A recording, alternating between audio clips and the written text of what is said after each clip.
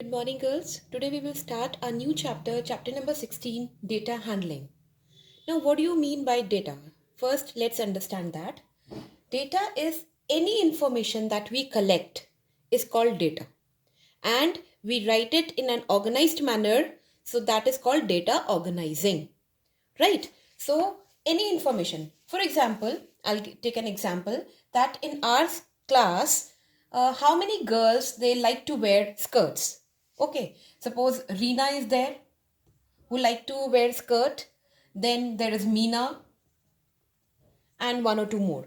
Suppose, and then I ask the girls who like to wear jeans. Okay, so here we can say that Sheena is there, Mukti is there, and one or two more. Then the girls who like to wear suits. Okay, suppose Ridhima is there, and we can say Nina. So I have collected a data according to the liking of the outfit the girls they like to wear. So this all data, either we can write it in the name of with the help of the names, or we can write how many students they like the skirt. Suppose here there are two students. Okay, then in jeans also there are two students, and in suits also there are two students. Okay, and so on. I'm just giving you an example. So this information that we have collected is called data. Right? Now, what is organizing data? See, when we write like this, Reena, Meena, and Tina, and so on, so it becomes little unorganized. We have to look at or suppose Meena is here also in skirts, and Meena is in jeans also. Meena likes to wear skirts also. Meena likes to wear jeans also. And Ridhima likes to wear suit. Ridhima is in here jeans also. So, how to organize that data in a proper way so that at one glance only you are able to collect that information? That is called organizing data. Now that data can be organized either through tally or through pictograph or through bar graph also. Bar graph we will study a bit later in the next exercise. So what do you mean by tally? When we make a group or a bundle of 5, preferably we make a bundle of 5 only. Sometimes we make of 10 also, but most commonly used bundle is of 5. Then it is called tally. And how to do that? Suppose give an example. Suppose in our class we have 60 students. Okay? The students who like to play football. Right, you will take one name, one. Suppose Meena is there, Tina is there, Reena is there, like this. So let us say 27 students they like to play football. Then how many like to play tennis? Okay, so here what we can say, let us say 18 students they like to play tennis and like that. Okay, and then 25 students they like to play badminton.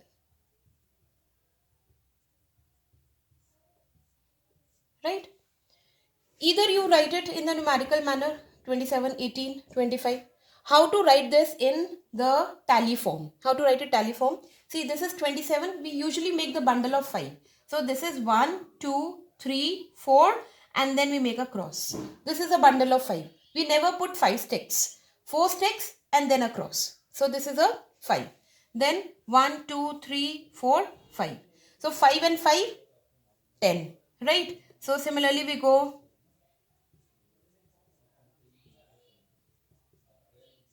So 1, 2, 3, 4, 5. This is 25. We have already done. Now 2 are left. So we will write 2 like this only. Okay. So this is how we represent 27 in the form of tally. Similarly 18. So bundle of 5 will make 1, 2, 3, 4, 5. 1, 2, 3, 4, 5. And 1, 2, 3. 15 is there. And now how many were there? 18. So 3 are left. We make 3 like this only. Clear? Similarly, we can do for 25. We will make 5 bundles of 5. So this is the representation of data in tally form. Now we come to the pictograph form. What is a pictograph?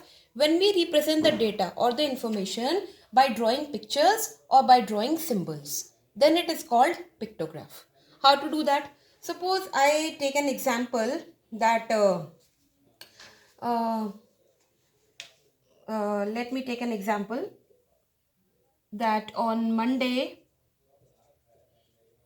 let us say 2 students were absent, right? Days and absentees, right?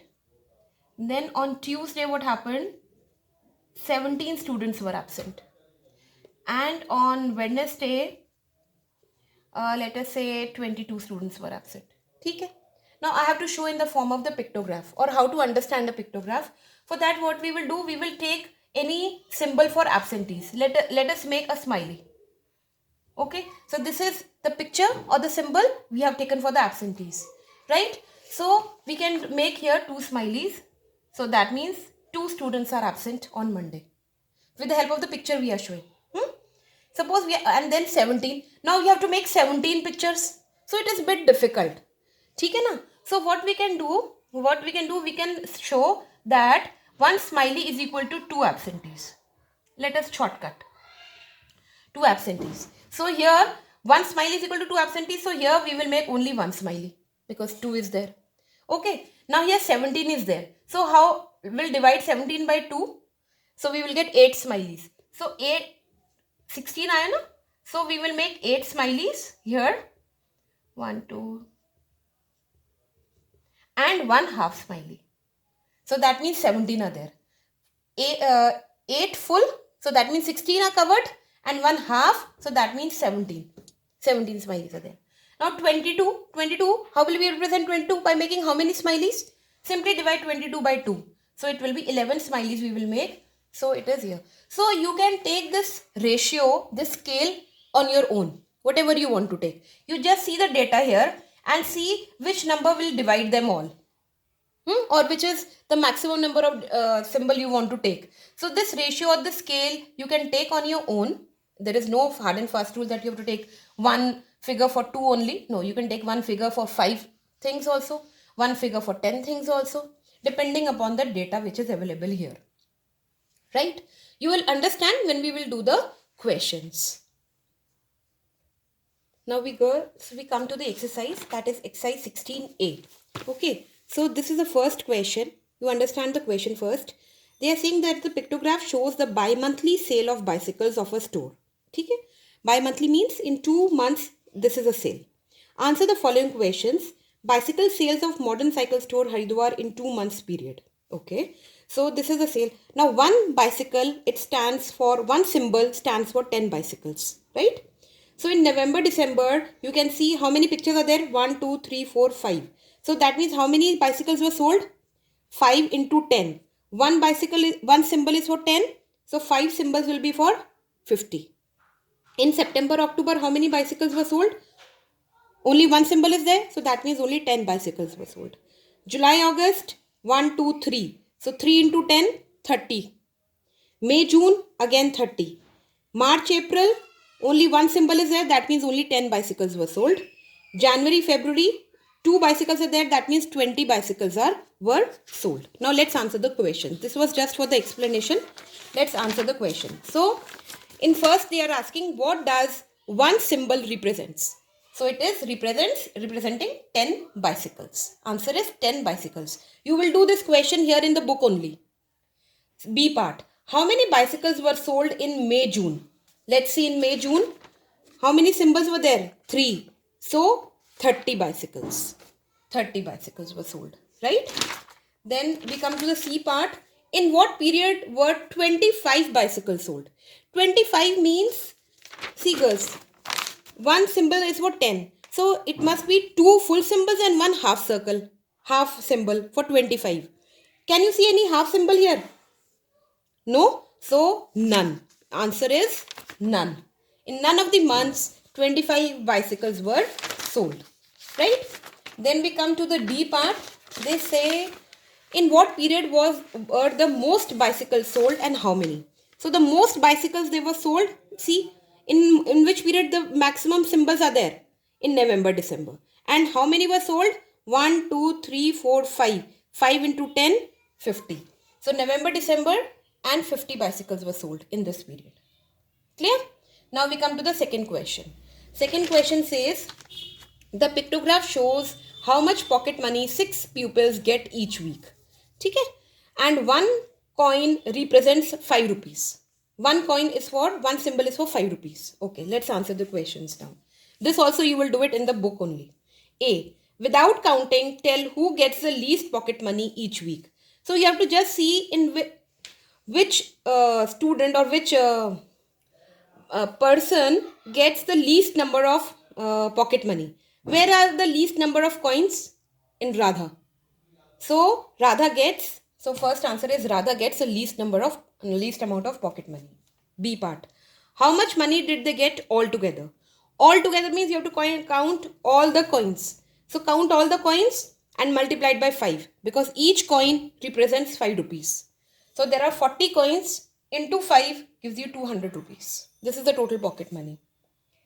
Who gets exactly 45? 45 means each coin is representing 5. You divide this 45 by 5. So 9. Wherever there are 9 coins, that person will get 45 rupees. So that will be girls. John is the answer. And how much money did Nirmala get? Nirmala will get 1, 2, 3, 4, 5, 6. 6 into 5. That means 30.